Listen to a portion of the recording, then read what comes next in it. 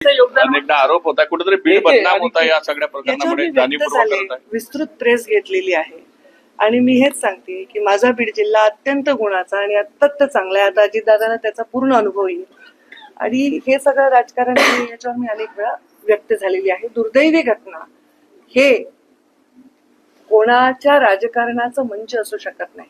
हे संवेदनशीलतेने हाताळण्याचा विषय आहे.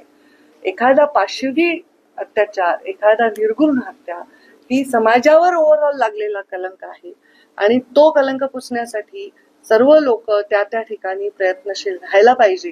त्याबद्दल तेवढं दायित्व नक्कीच आमच्या सर्वांचं आहे आणि त्या विषयी आम्ही संवेदनशीलता बाळगणंही ते आमचं दायित्व आहे. दादा आल्यानंतर आता शांत होईल असं वाटतं? शांतच आहे तो, त्याचा अनुभव दादा नाही.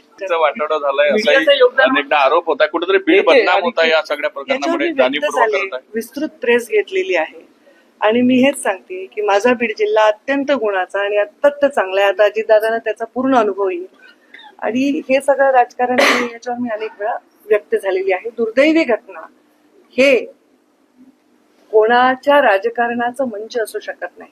हे संवेदनशीलतेने हाताळण्याचा विषय आहे.